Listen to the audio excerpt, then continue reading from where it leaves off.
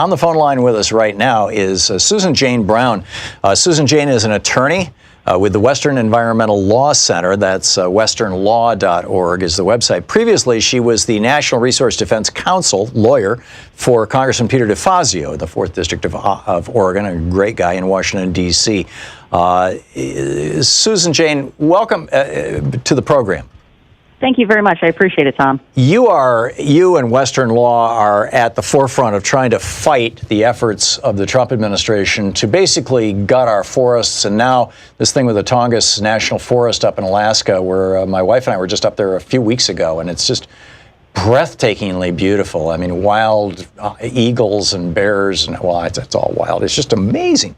And it's an amazing place. Yeah, I've been to Alaska a few times, but it was always Anchorage. But this time we actually went through all these places, and it was just breathtaking.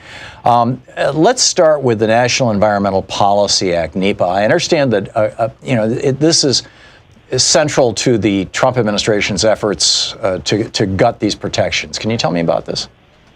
Sure. So the Trump administration, as I'm sure you know, has definitely taken aim at the environment for the past 3 years, and now has finally turned its sights on the National Forest System and the Forest Service.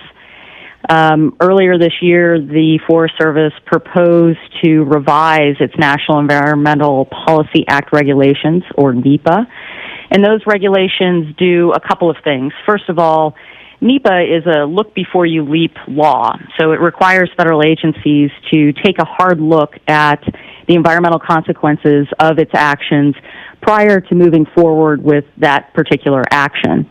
And then it also allows for the public to have a voice in that decision-making. So what the Trump administration is doing with these proposed regulations is proposing to shift about 93% of its proposed decision-making to a very limited type of environmental review called a categorical exclusion. And in addition to doing that, it's also proposing to exempt categorical exclusions from public comment. So really this is an effort to shift environmental decision-making, environmental analysis under the radar and not allow the public a role in public lands management, which is extremely problematic from our point of view.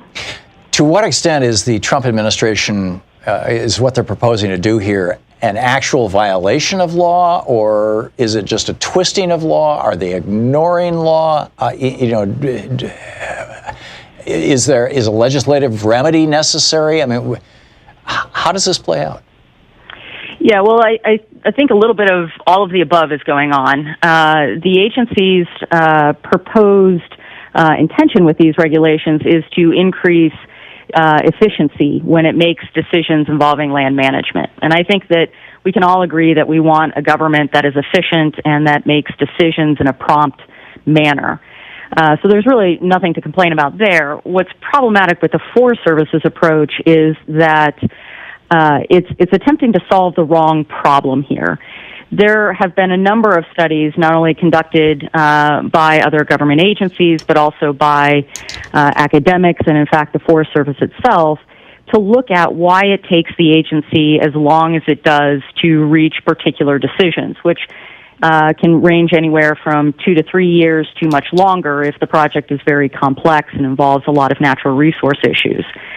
And what that research has identified is that there are other problems that lead to these long decision times, things like a lack of congressional funding or a lack of training of agency employees in the NEPA process.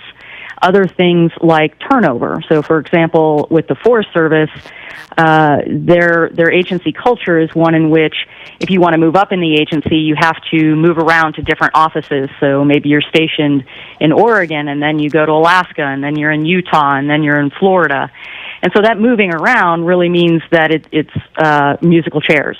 And when you don't have someone in a decision-making capacity for a period of time, it's not surprising that they can't get their program of work accomplished.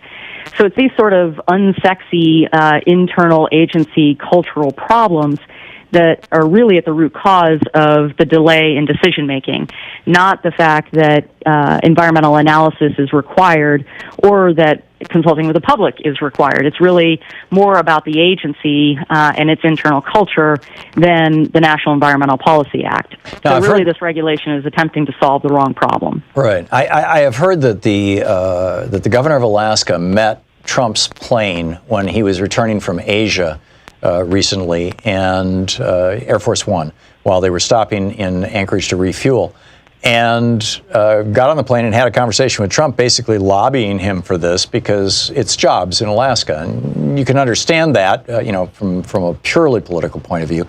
But that would suggest that this decision has been made based on politics rather than the law.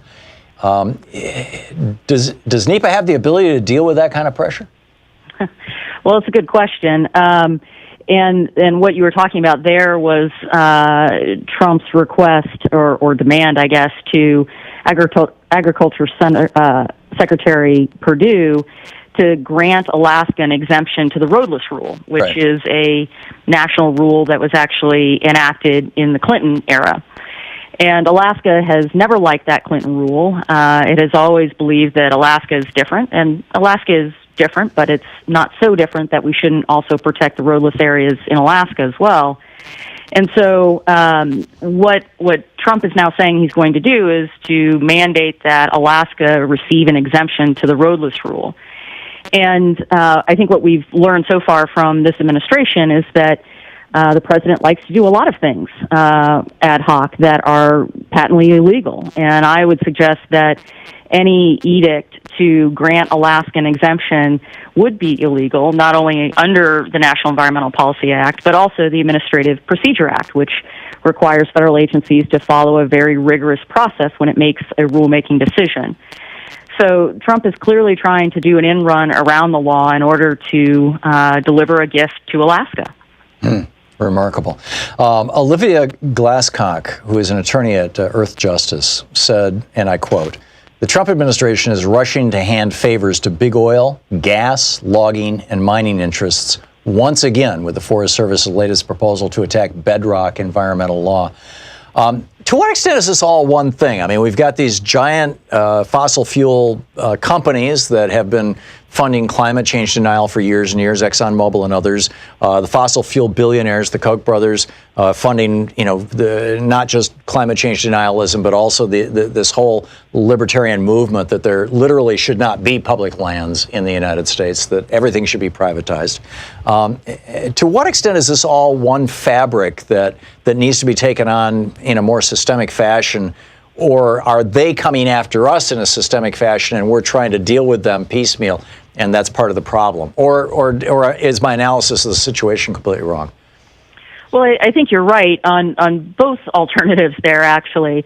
Certainly this administration has made no bones about its desire to have energy dominance here in this country, and that has led to a number of rollbacks of clean air and clean water regulations that were put in place to protect our public lands and communities.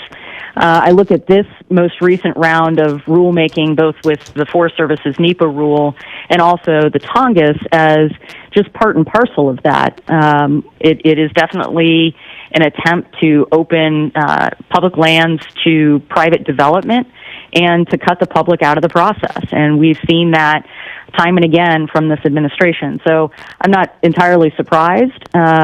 It's disturbing, but it does seem to be the way that this president conducts himself. And the courts have responded. And I think that's the important thing to keep in mind here, is that although it's been rocky, it is true that the system of checks and balances is working, and that the federal court system has held the administration's feet to the fire and has said, no, you can't just simply waive environmental laws or run roughshod over administrative procedures. You actually have to follow the law. And so as a lawyer, that's comforting to see, even though we do have to go to court very regularly in order to enforce those rights.